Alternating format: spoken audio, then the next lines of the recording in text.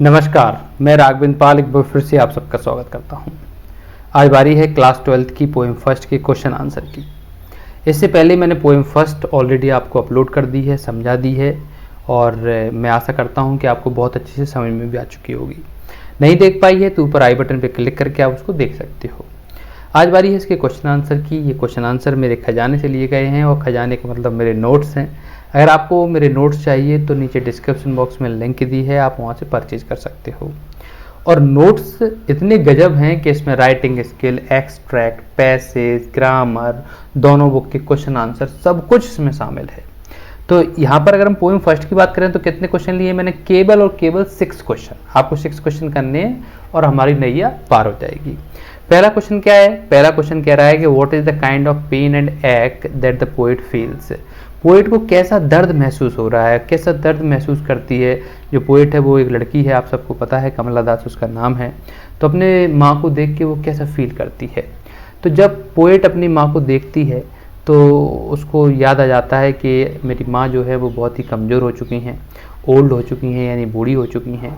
It appears, ऐसा दिखाई पड़ता है, she will not live long, वो ज़्यादा जिंदा नहीं रह पाएंगी। The poet feels the pain of having to lose her. तो पोएट को लगता है कि कहीं मेरी माँ मुझसे दूर ना चली जाए। आगे बढ़ते हैं, क्वेश्चन सेकंड की बात करते हैं। Question second, what are the young trees described as sprinting. जो वृक्ष आसपास दिखाई दे रहे हैं उनको स्प्रिंटिंग क्यों बोला जा रहा है, तेज भागते हुए क्यों बोला जा रहा है? तो the poet was travelling by car. Poet जो है वो कार से ट्रैवल कर रही है। अब ट्रैवल कर रही है तो उसका फ्लो रहेगा ही रहेगा, क्योंकि हम ट्रैवल करते हैं तो फ्लो तो रहता ही रहता है। तो फ्लो की वजह से, because of flow, the young trees along the road appear to be sprinting. जो यंग ट्रीज हैं वो स्प्रिंटिंग यानी तेज भागते हुए नजर आ रहे हैं। Question number third, why has the poet brought in the image of the Mary children spilling out of their homes.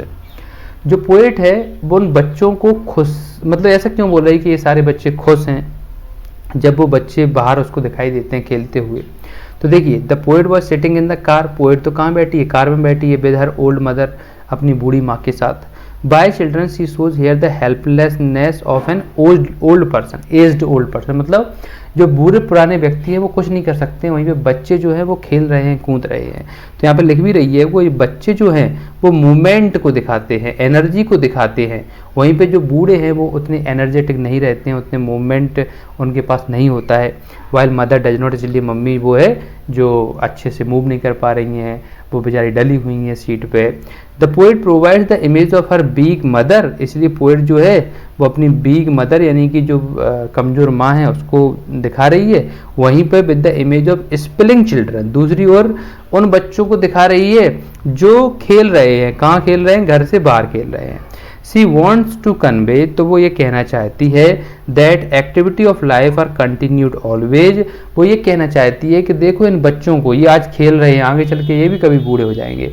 तो जो एक्टिविटी है लाइफ की वो हमेशा चलती ही रहती है, वो यहाँ पे ये दिखाना चाहती है ना। आगे बढ़ते हैं, क्वेश्चन नंबर 4 की बात करते हैं। क्वेश्चन नंबर 4 क्या कह रहा है?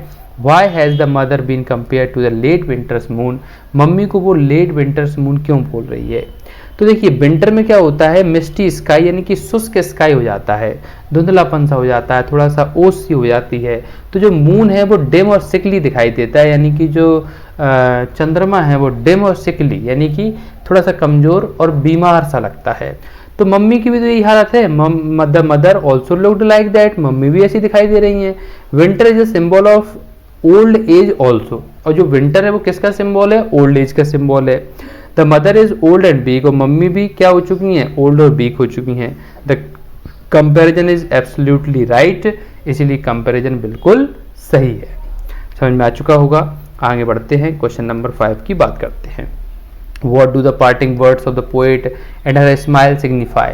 यहाँ पर पार्टिंग वर्ड्स यानी जो दूर कर रहे हैं, वो वाले शब्द जो दूर कर रहे हैं वो क्या बताते हैं, और उसकी स्माइल भी क्या बताती है। तो the poet feels sad to think, poet को ये सोच के बहुत बुरा लग रहा है that her mother might leave her forever, कि उसकी मम्मी उसको हमेशा के लिए छोड़ के चली जाएंगी। Now she does not keep this thought away, अब ये सच्चाई है तो इसको कहाँ से दूर कर सकते हैं? तो सी realises her duty towards her mother, अब उसके पास जो भी उसकी ड्यूटी है, जो भी उसका कर्तव्य है अपनी माँ के प्रति वो कर रही है। She gives a moral support to her mother, वो अपनी मम्मी को मोरल सपोर्ट दे रही है।